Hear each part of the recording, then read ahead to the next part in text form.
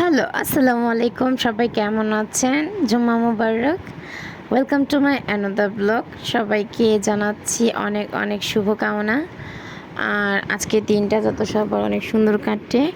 অবশ্য দিনটা পার হয়েই গেছে বলা যায়। সকাল থেকে উঠে আমি কিন্তু অনেক ব্যস্ত। আজকে আমার ভীষণ কাজ আছে। তারপরেও রান্নার কিছু কাজ তো করতেই হবে, যেহেতু মানে আমি ঘরে সব কাজ একা হাতেই করি।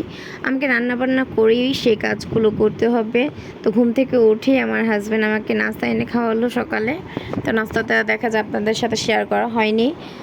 নাস্তা ছিল আজকে আমার নান রুটি আর নেহারি। দেন ঘুম থেকে উঠে সব কিছু বের করে রেখেছিলাম, কিচেনে চলে আসছি। তেমন কিছুই রান্না করব না, সাথে সাথে এই 4টা ডিম সিদ্ধ দিয়েছিলাম, একটা ডিম ভেঙে গিয়েছে আপনারা দেখতে পাচ্ছেন।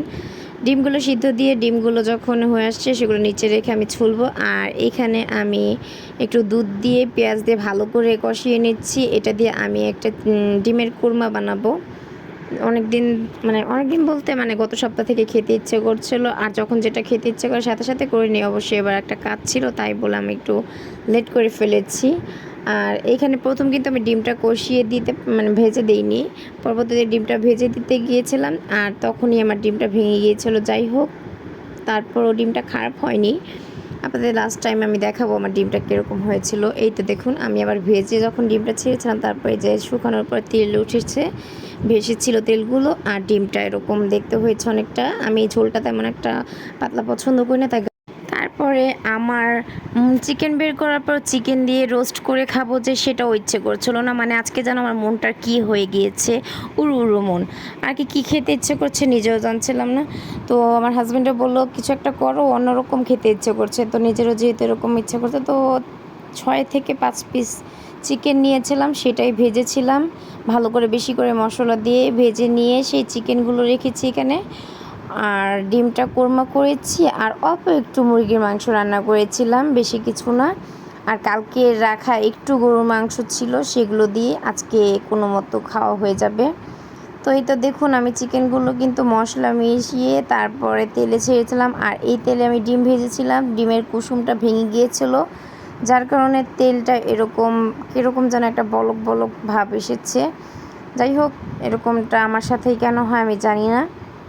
আর চিকেনটা যখন অলমোস্ট ভাজা হয়ে যাচ্ছে এই পাশের চুলায়, তখন সাইডের আরেক চুলাতে আমি চলে গেলাম পোলাও রান্না করার জন্য। আর যেহেতু গ্যাস নেই, গ্যাস না থাকার কারণে অনেক আস্তে ধীরে রান্না করতে হয়, তাই আমি আগে থেকে চুলায় একটু গরম পানি বসিয়ে রাখি। গরম পানিটা ফুটে এলে তারপরে পোলাওটা রান্না করার জন্য বসাই। তাতে করে আমার পানিটা দেওয়ার পরে বেশিক্ষণ আর ওয়েট করতে হয় না, পানিটা ফুটে ওঠে। দেন আমি চালটা দিয়ে দিতে পারি। চালটা দেওয়ার পরে কিন্তু পোলাওর চাল বেশিক্ষণ লাগে না হতে।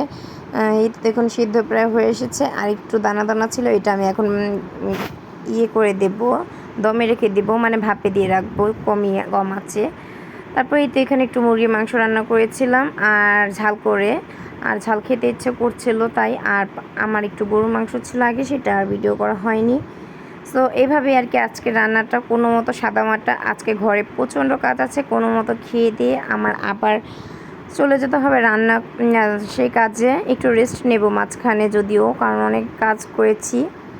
বাসন পেলা ধুয়েছি, ঘর পরিষ্কার করেছি, রান্না করেছি, গোসল করেছি, বাবুকে খাইয়েছি, আমি নিজে খেয়েছি। আজকে আর কি কিছুদিন যাবত নামাজটাও পড়া হচ্ছে না। তারপরে দেখুন, এই তো মুরগি নিয়েছি, ডিম নিয়েছি, এটা দিয়েই কিন্তু আজকে আমার খাওয়া হবে। আমার এই দুইটাতেই একটা আকর্ষণ ছিল, ওটা ওর পাপাকে দিয়ে আমি নিজের জন্য একটু খাবার নিয়েছি। এটা আমি আর আমার ছেলে খাচ্ছি, আমার ছেলে আমার সাথেই খায়। সবাই দোয়া করবেন আমাদের জন্য, ভালো থাকবেন। আজকের জন্য এই পর্যন্তই, দেখা হবে নেক্সট ব্লগ।